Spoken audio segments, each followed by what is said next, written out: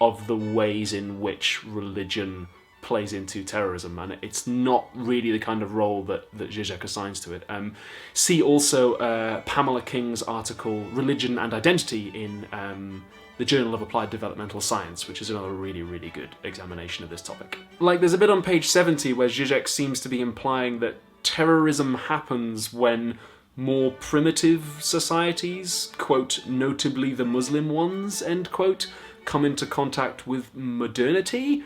And not only is that like very much not what the terrorism experts I have read say about terrorism, it also just smacks a little bit of this primitive religious worldview versus developed civilized Westerners worldview, which again, kind of not really what the terrorism experts say, but also reminded me a lot of Shireen Razak's book Casting Out, in which she discusses the ways in which we talk about religion and terrorism and Islam in particular in the US and UK.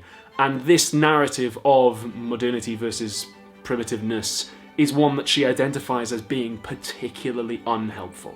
And then at the end of chapter 4, he does the whole I'm just subjecting Islam to honest critique thing, which is the kind of standard Hitchens-Dawkins move, but seemingly without subjecting his own critical methods to critique. He seems to leave that sort of thinking to writers like Shireen Razak and Leila Ahmed as well, whose book Women and Gender in Islam is another one I recommend. That's absolutely brilliant. Later on, he does seem to make a kind of conciliatory gesture towards examining the political context in which he's making these critiques, but then doesn't really seriously pursue it. Since I've mentioned a few other authors already, now might be a good time to point out that there were plenty of bits that I really enjoyed, but which I just have read before elsewhere. So for instance, he has a great bit about extra-legal violence being the ultimate foundation of what we consider the law to be. And that's a very interesting point, and it was interesting when Carl Schmitt made it as well. His point about liberal communists being the main threat to liberation is similar, not the same as, but slightly similar to a point that was made by the Black Panther Kwame Ture and also by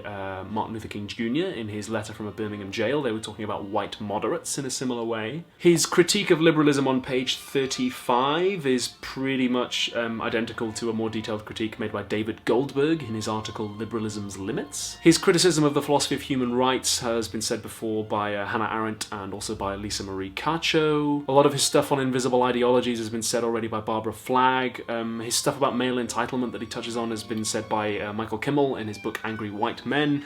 By the way, none of this is bad. Like, this is all fine and okay to have drawn on other authors and for other people to have said stuff first. Like, there's no original idea under the sun, right? Isn't that the saying? My point, though, is that if you want to learn about these topics, in this book, Žižek is making kind of hand waves to them and they're sort of giving little hints of them, but if you want to know about these topics, these other authors have, in my opinion, pursued them in more interesting and fruitful detail. Then there are a few bits that just seem, I mean, personally to me, this is my personal impressions, to be a little bit slapdash, and maybe that sounds harsh, it's just like little silly mistakes that detract from it. So on page 24, he uses a word that's an ableist slur, and, you know, I'm not personally offended by that because I'm abled, but at the same time, it's probably something that just should have been caught in the editing phase. Like, there's no need for that to be there. On page 140, he says that the United States has no pre-modern historical tradition, and I get what he's going for with that, but a more clear way of saying that would be that, of course, the US has pre-modern historical traditions, but they are being destroyed by the genocide and ethnicide of indigenous Americans. That would have been a more accurate way, and a way that more acknowledges the violence in the political systems he's talking about, to say what he wanted to say there. On page 171, he compares poor people in Rio de Janeiro to, quote, biblical locusts.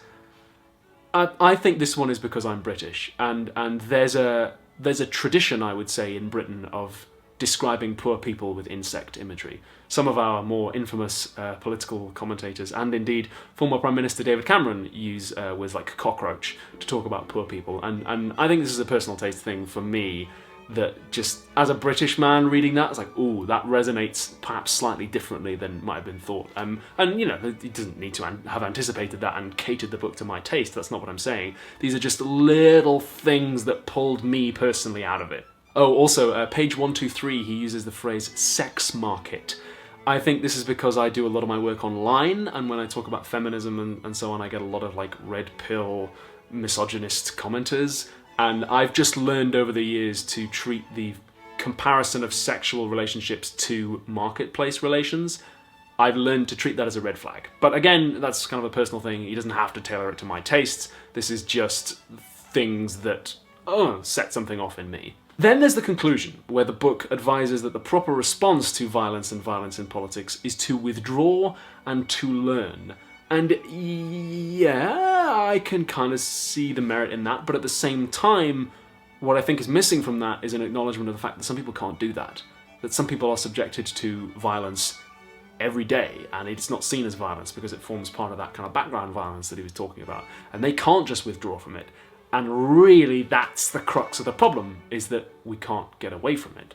And that's my biggest curiosity, I think. I would have been very curious to see him explore that a little bit more, because it seems to me that's the biggest thing that's missing. I do think the bits about democracy these days being very watered down are quite true and potentially very powerful. Like I said, I do like the bits about extra-legal violence being the kind of foundation of the law. I think that's a point that we all need to maybe examine a bit more. And I do like the bits about the main role of the left in politics today being to kind of toe the line. I think those are potentially very powerful, provocative points. So all in all, there were bits of it that I did really enjoy, and it's certainly not the worst philosophy/opinion book I've ever read.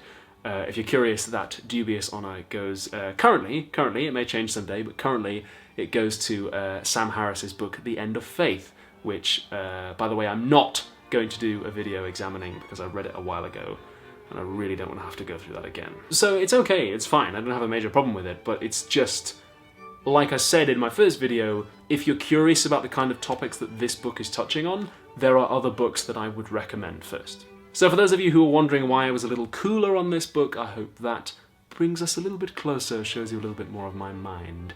Thank you very much for watching. Patreon.com/philosophytube is the place to be if you want to help me, eat and pay rent and also make more videos like this one.